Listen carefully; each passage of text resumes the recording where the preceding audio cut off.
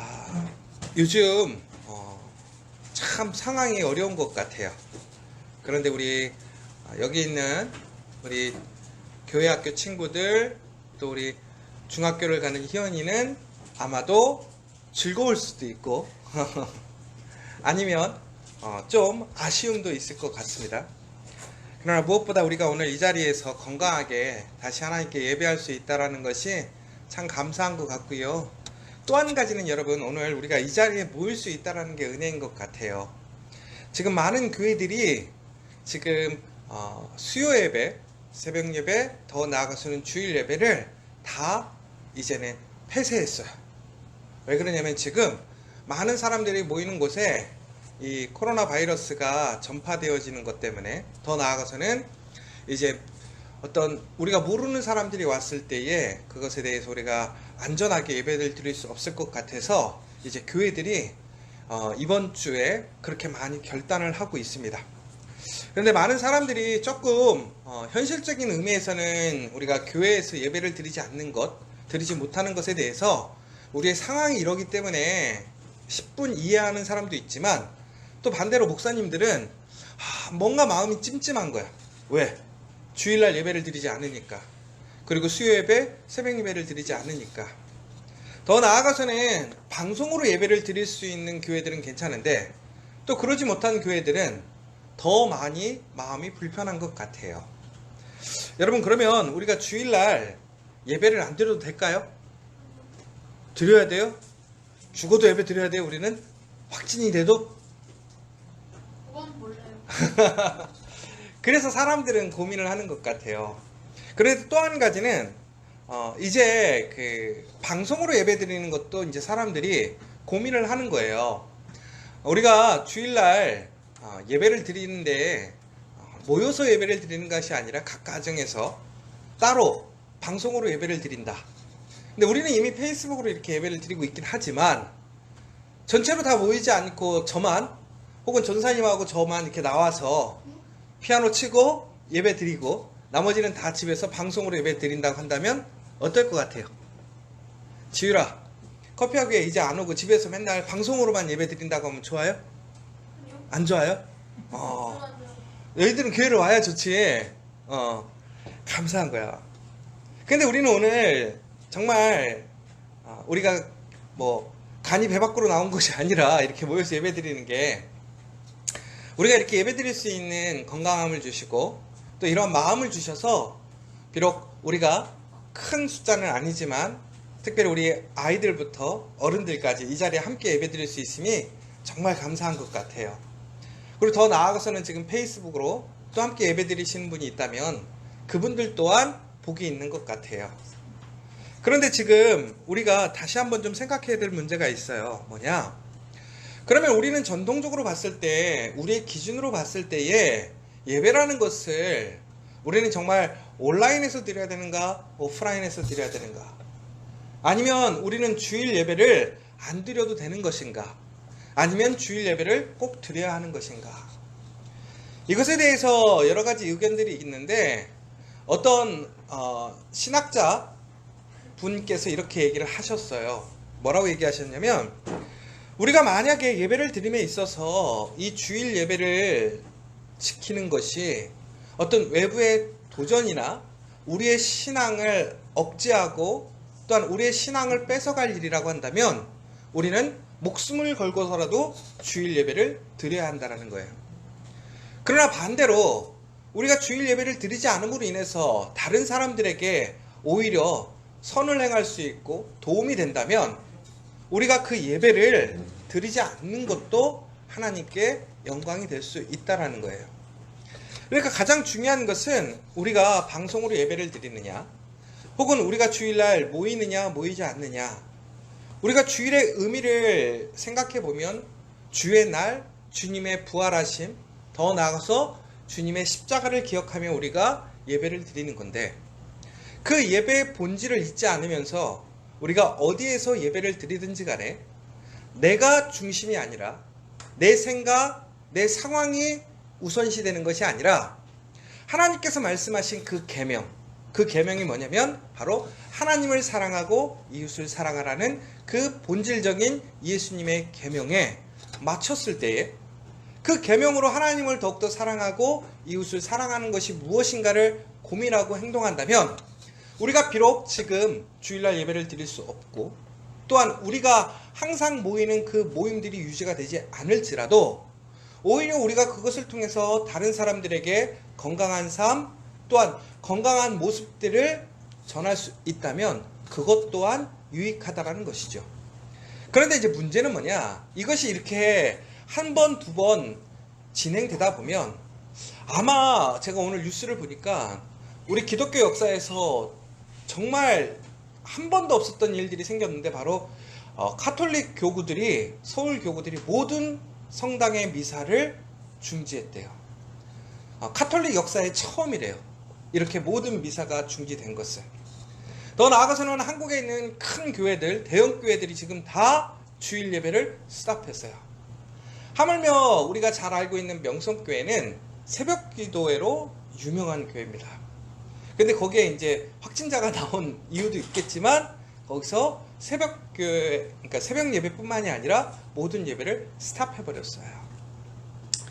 자, 여러분, 이런 상황 속에서 정말 우리가 우리의 중심적인 생각으로, 우리의 유익으로, 우리의 어떤 선민적인 생각, 나의 어떤 의지로 예배를 드린다고 하는 것은 결코 하나님께 영광은 되지 않을 것 같아요. 그러나 우리가 그 기준은 흔들리지 않아야 된다는 것이죠. 왜 그러냐면 사람들이 지금 자꾸 이렇게 하다 보면 이제 나중에 우리가 지금 이 코로나 바이러스 때문에 그렇지만 우리가 메르스라든가 아니면 신종플루라든가 혹은 여러 가지 사스라든가 이런 여러 질병과 더 나아가서 우리나라에 많은 전쟁이 일어났을 때도 우리가 어떻게 드렸어요? 예배를 드렸었단 말이에요. 그런데 오늘 지금 이 시대에 우리가 정말 대응할 수 없는 전염이 강한 이 병균 앞에서 우리가 우리의 어떤 신앙을 증거하고 나타내기보다는 다른 사람들의 안전, 건강을 위해서 우리가 예배를 포기하는 것이죠. 그런데 다음에도 이러한 똑같은 상황들이 생긴다면 아마 지금 우리가 고민하고 지금 주저하는 모습들이 아주 쉽게 결론이 날 것 같아요. 어떻게? 예배 안 드리면 되지.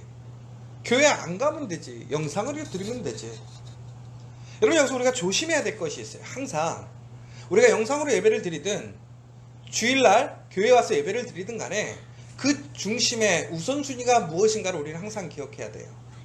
내 우선순위인가, 내 기준인가, 내 편안함인가, 내 유익인가가 아니라 정말 하나님 보시기에 하나님을 사랑하고 이웃을 사랑하는 것이 무엇인가를 고민한다고 한다면 아마 같은 상황, 어떤 같은 시기일지라도 그것에 대해서 평가와 행동은 달라질 거예요.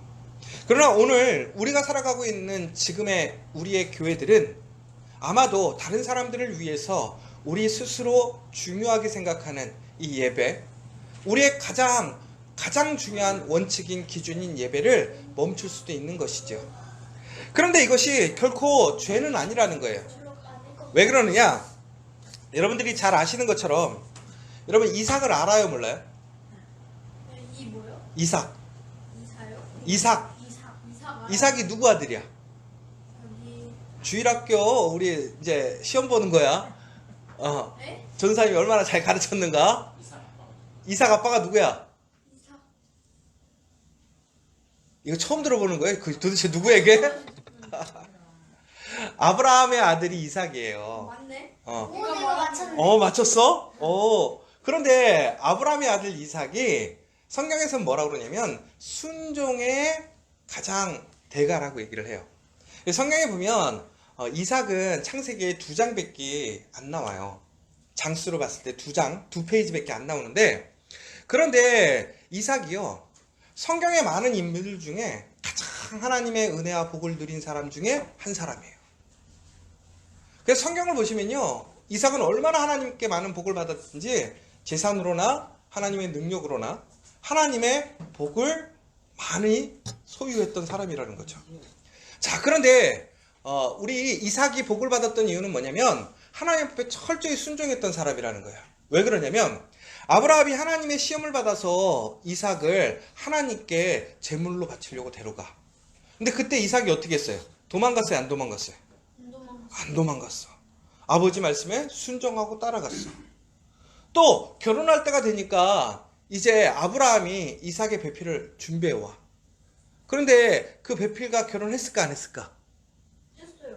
이주일은 나중에 엄마가 너 이 남자랑 결혼해! 그럼 너 결혼할 거야 안 할 거야? 너 말 잘해야 돼. 녹음되고 있어. 결혼할 거야 안 할 거야? 엄마가 남자 딱 들여서 너 이 사람이랑 결혼해 그러면 쉽지가 않아. 이거 봐. 애인데도 불구하고 지금 이걸 해야 되나 말아야 되나. 근데 이삭은 어떻게 했어? 성경에 보면 데려왔는데 그냥 결혼해요. 더 나아가서 이삭은요 하나님의 사람들에게만 순종한 게 아니라 자기가 우물을 팠는데 다른 사람들이 와서 내놓으래. 은유라 네가 열심히 일해가지고 우물을 팠어. 근데 물이 나왔어. 못 주지. 그런데 이삭은 줬어. 근데 그걸 몇 번이나? 10번이나. 그러면 되게 좀 이상한 사람 같지 않아? 판 거예요? 아니 그냥 뺏긴 거야. 줘버렸어. 달라 그러니까. 그런데 이삭은 이처럼 순종하고 양보하는 대가였어. 그런데 이삭은요 그러지 않은 모습을 하나 보여줄 때가 있어 성경에. 그게 뭐냐? 아브라함의 그 복을 받아서 이삭이 하나님의 복의 아들이 되었는데 리브가와 결혼해서 아기를 못 낳는 거야. 자 그러면 이 순종의 아들 이삭은 지금까지 하나님께 제물로 끌려갈 때도 순종했어. 왜? 하나님의 뜻이러니. 다른 사람들이 우물을 뺐을 때도 양보해줬어. 왜? 하나님의 뜻이려니. 그러면 애를 못 낳았어. 그러면 이삭은 어떻게 해야 돼? 하나님의 뜻이려니. 그리고 애를 안 낳아야 되잖아. 그치? 근데 성경에 보면 뭐라고 돼 있냐면 그가 하나님께 간구했대요. 순종의 사람이라는 사람 이삭이야. 그래서 복을 받은 사람이야. 근데 이 사람이 이삭이 하나님께 한 번 하나님께 간구하고 하나님의 뜻을 우리가 일반적으로 봤을 때 다른 모습을 보여주는 거예요. 하나님께 기도하는 거야. 뭐 해달라고? 나에게 자식을 달라고. 우리가 하나님께 자식을 달라고 기도하는 것은 잘못된 것은 아니에요. 그런데 중요한 건 뭐냐면 이삭은 지금까지 하나님의 뜻대로 자기의 주장이나 자기가 원하는 것을 얘기한 적이 한 번도 없다라는 거야. 근데 오늘은 이야기를 했어. 그러면 잘 생각해봐요. 하나님께 내가 자식이 없다고 기도해야 돼요? 아니면 그냥 순종해야 돼요? 순종의 사람이라면.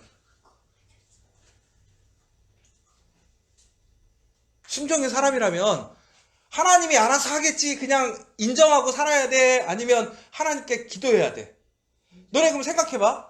우리가 막 갖고 싶고 정말 먹고 싶은 게 있는데 엄마가 안 사줘. 그러면 너희들 어떻게 해야 돼? 엄마가 안 사주니까 순종해야지 아니면 사달라고 얘기해? 쪼르지? 그럼 그건 순종하는 거 아니야? 아니요. 아니야. 엄마에게 순종하십시오. 네. 너 얘기 잘해야 돼. 너 다 녹음된다니까. 지금 실수했다라는 표정이 나타나는데. 그런데 지금 문제가 여러분 근데 여기서 우리가 오해하지 말아야 될 게 있다는 거야. 순종이라는 게 과연 뭐냐 이거야. 순종은 이게 순종이 아니라는 거야.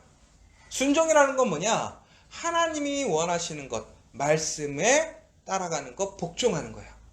그러면 이삭이 하나님께서 아들을 주지 않으셨어.